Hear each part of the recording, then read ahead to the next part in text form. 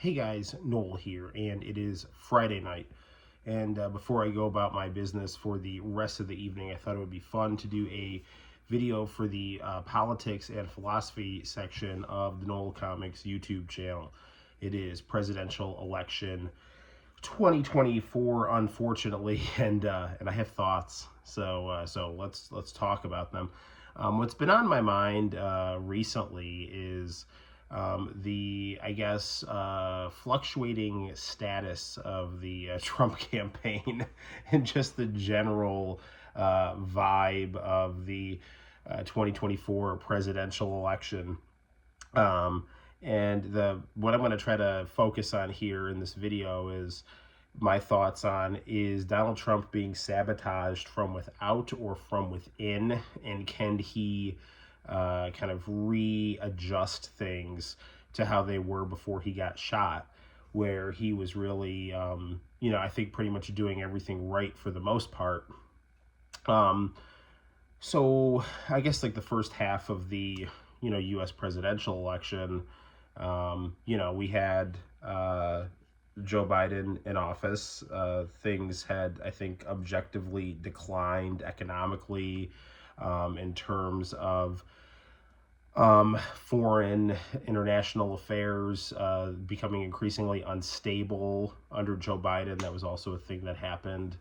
An increasing noticing of things like rises in homelessness, increase presence of drugs in local communities, people ODing on drugs in higher numbers, knowing people that know people that have OD'd on drugs, that kind of thing. So that all that stuff compared to my experience of, the Trump administration versus the Biden administration, all those negatives that I had mentioned had, at least in my life, increased under the Biden administration, coupled with the fact that Joe Biden was just, you could just see that he was not there mentally, and the people who hated Donald Trump and just anything instead of Trump, just kept lying to the American people, saying, oh no, he's fine.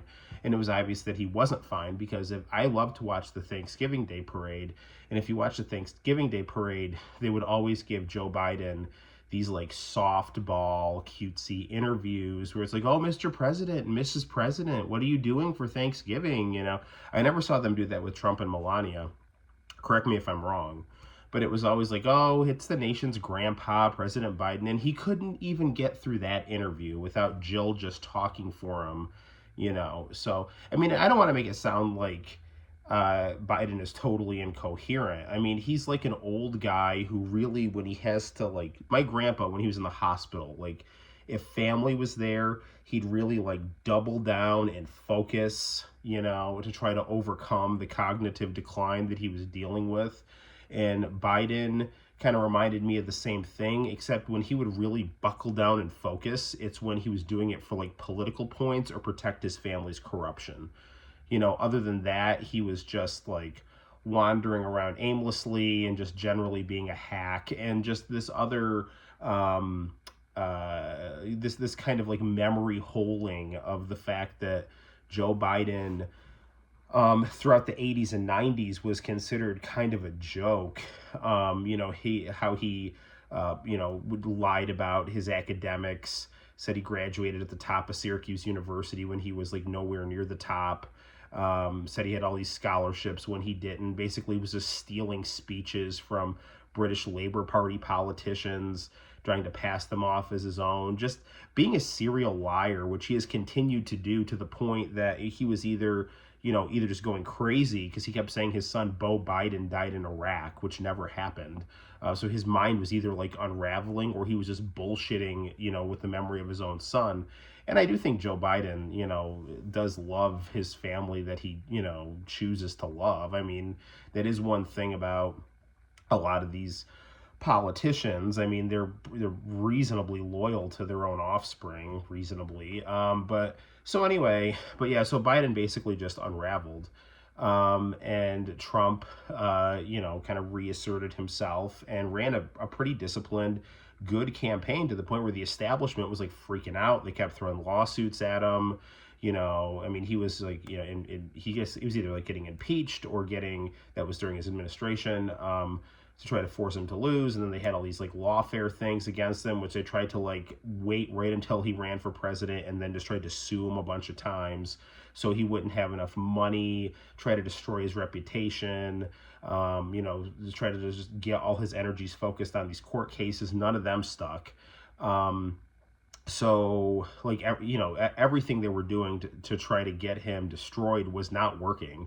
James Carville, villainous Democratic Party hack, was on the internet just like screaming and lamenting, like, nothing we're doing is working, nothing we're doing is working. He's still, and it's like, I mean, he really is just a miserable scumbag with no ethics or morals. James Carville, I mean, he's just a real just political scheming propagandist. And so what ended up happening is Donald Trump, ends up getting nearly assassinated by a kid in a BlackRock ad, who totally fits the profile of a patsy.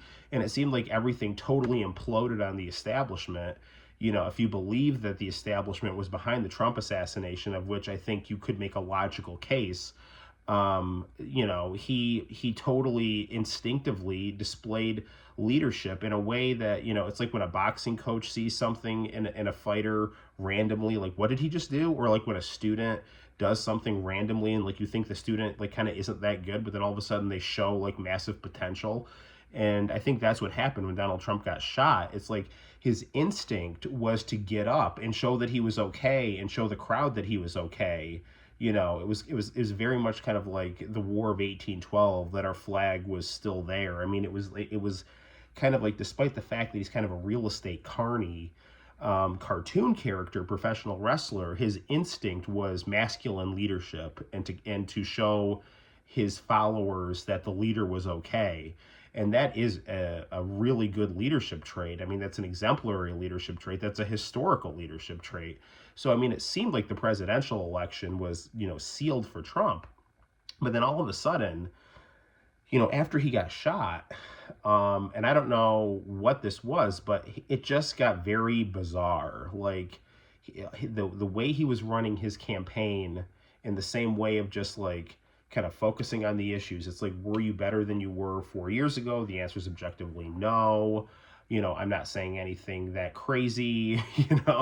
I'm just letting the Democrats run their mouths and look terrible, and just showing character in the face of adversity. And he got up in front of for his convention speech, and then all of a sudden it was like, it started off strong, maybe a little oddly overproduced. And then it just turned into this like old guy rambling for like 90 minutes. And it's like, okay. So, but I think he felt like he had that amount of, capital, and he just decided to spend it on rambling in front of his audience. And I mean, it was like me when I don't have a script, And I think that is the thing with Donald Trump. I think he just gets up there without a script sometimes and sees how it goes, But what ended up happening that was like really creepy was the Democrats, they ousted Joe Biden, and they decided to, try to Trojan horse Kamala Harris in there, who was a candidate that, they've wanted in there since the 2020 election, but she was, extremely unlikable. Tulsi Gabbard took her out by bringing up her record as district attorney of San Francisco, talked about how she like blocked death row evidence and, jailed people for minor drug offenses, extended prison sentences for slave and cheap labor for the state of California. I mean, she didn't talk about like the false positive, results that she was basically fabricating positive drug results to try to boost her prosecutorial rate. Just insane corruption. I mean, if you're on the pro-life side, she maliciously prosecuted the guy who did that expose on Planned Parenthood, where they were all just talking about profit motive and abortion, and this guy was just getting it all on tape. So she tried to destroy that guy's life. So, I mean, Kamala Harris, and that's just in addition to the fact that she's just kind of palpably cringe-inducing to a lot of people. She just comes off as this like, alpha bitch with an unpleasant laugh, and so. But it's like, okay, listen, we can repackage her. Okay, like we listen, we got to oust Biden because he's just insane. Because I left out the fact that he just had a total mental breakdown in the presidential debate against Donald Trump, his brain just like totally malfunctioned, and Trump just kind of stood there like, Jesus, this guy's like half dead here, and it just really showed how dishonest the Democrats were, just trying to, pretending that Joe Biden was fine when everyone could see he was not fine. And it just got to the point where there was this just like total breakdown of Joe Biden on stage. So all of a sudden there's like this really quick, like we got to repackage Kamala, turn her into Claire Huxtable, turn her into Oprah, turn her into Rosa Parks, try to memory hole her horrible record, never mention her horrible record, use her media connections to bury her terrible record, and just try to, she is a fresh coat of paint. We've never had a woman president, and we've never had a black woman president. And so let's just get her in there. Now there is all that, controversy of like, what is black, because she's Jamaican and Indian and Irish, and that's, so it doesn't have the same like experience of an African American, but that's all kind of like beside the point. But that is a discussion, but they just took someone who looked black and just tried to like push her in there as this candidate of change because she was aesthetically different on a shallow surface level. But she is someone who kind of came up through the farm system and, was willing to do whatever and say whatever, within that tribe of the bourgeoisie, that political class of Washington, D.C., as opposed to Donald Trump, who is kind of like a rogue oligarch from the real estate, kind of carny TV personality wing of the ruling class.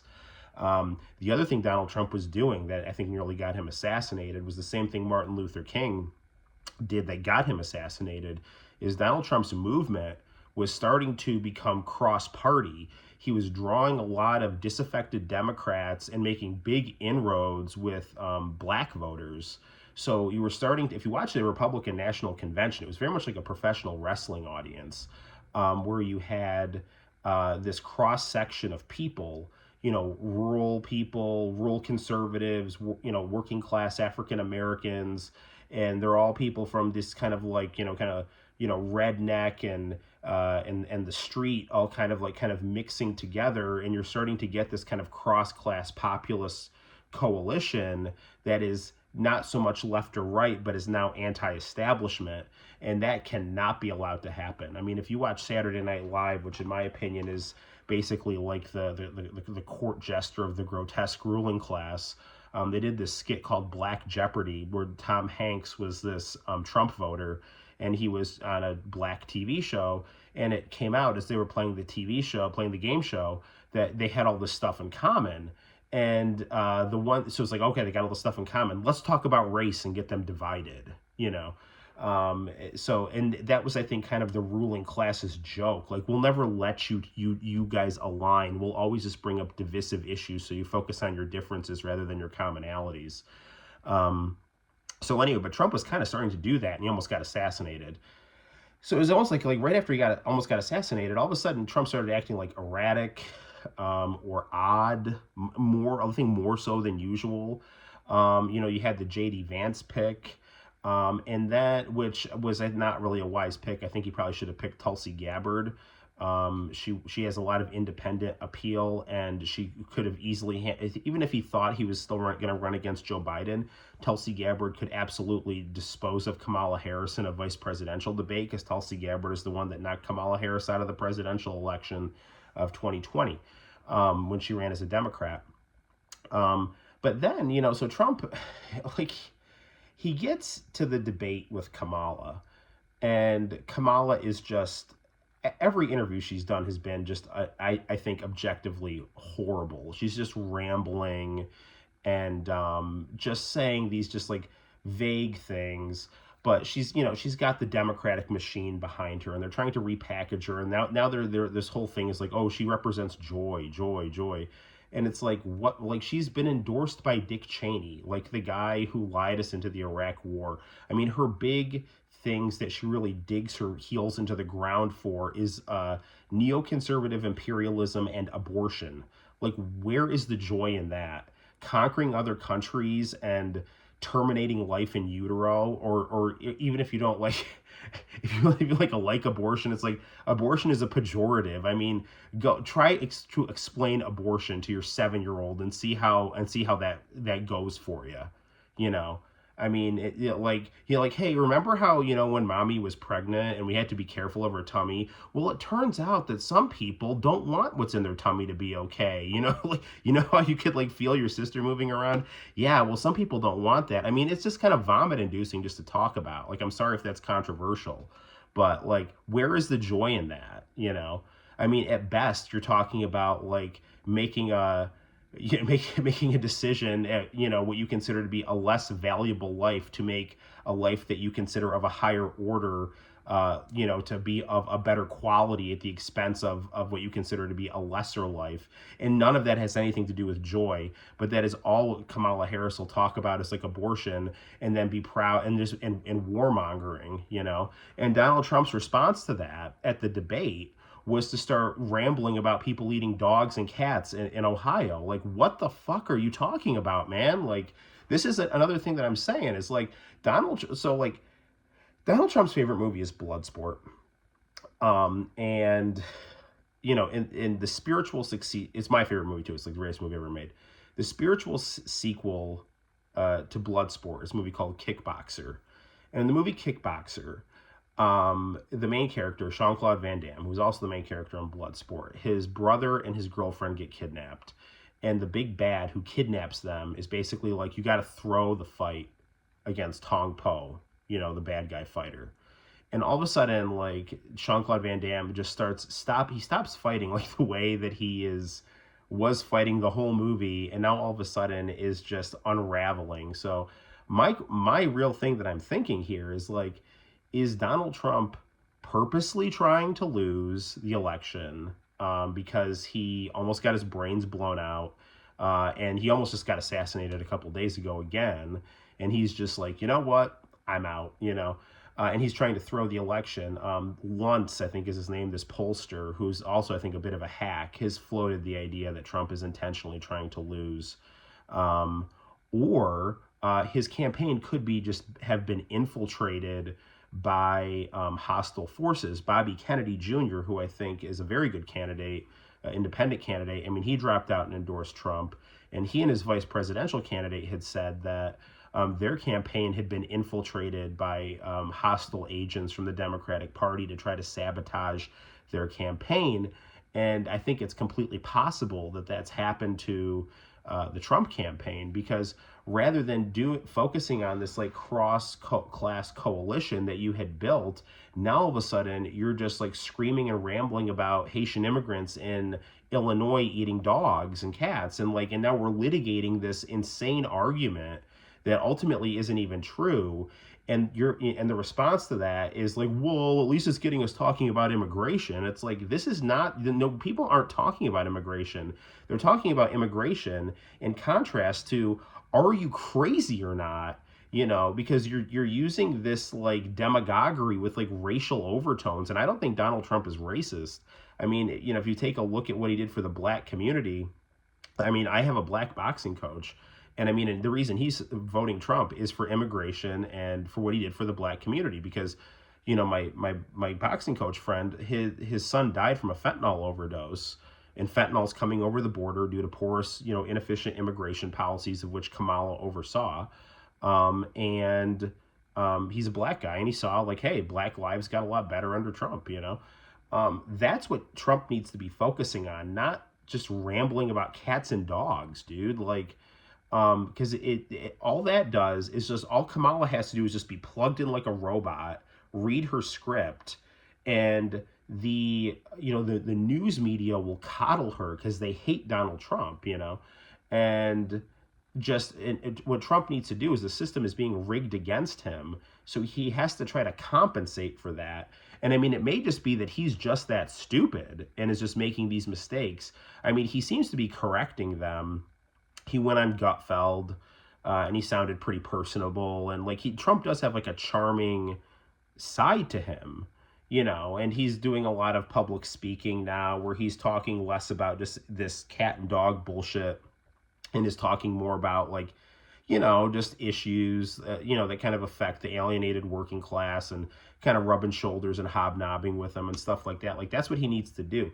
I mean, Kamala Harris was just on this like grotesque spectacle of like Oprah and just every member of just the bloated, morbid bourgeois class, just kind of just aggrandizing itself, and she's just.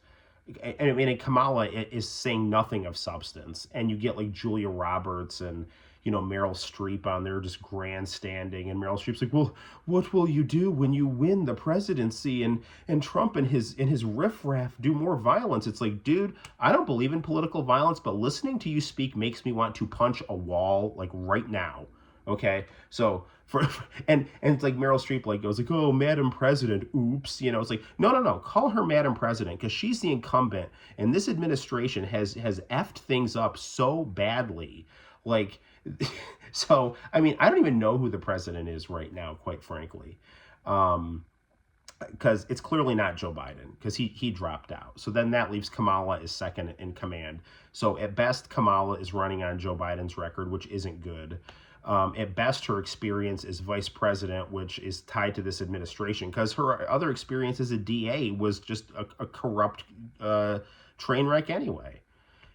So Donald Trump needs to be focusing on these issues and not focusing on this just hackneyed Reagan administration stuff of, "I'm going to keep you safe from Marxist and bloodthirsty Latin Americans coming over the border dealing drugs."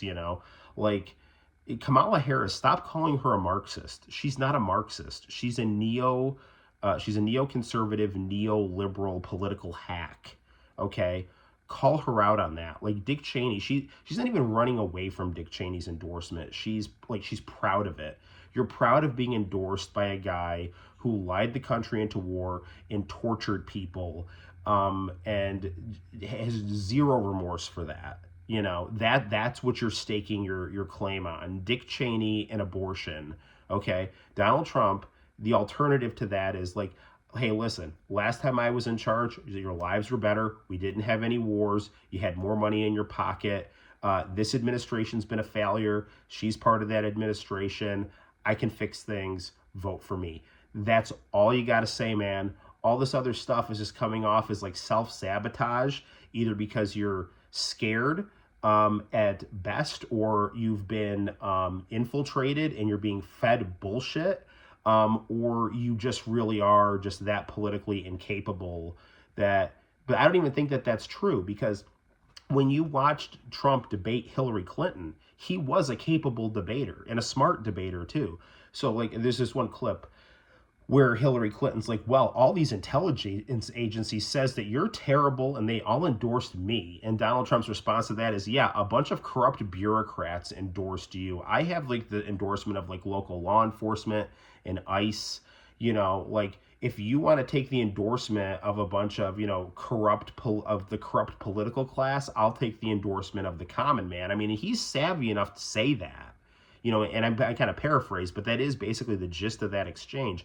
But he's not doing any of that. And Kamala Harris is Hillary Clinton. Kamala Harris is nothing different than the Democratic Party establishment. And I don't think that the reason, like that Trump's campaign has kind of gone in these bizarre directions since his assassination attempt, both of them actually, it's not because like, "Oh, the Kamala's so good and like the patriarchy can't handle her." It's like, no, she's a hack.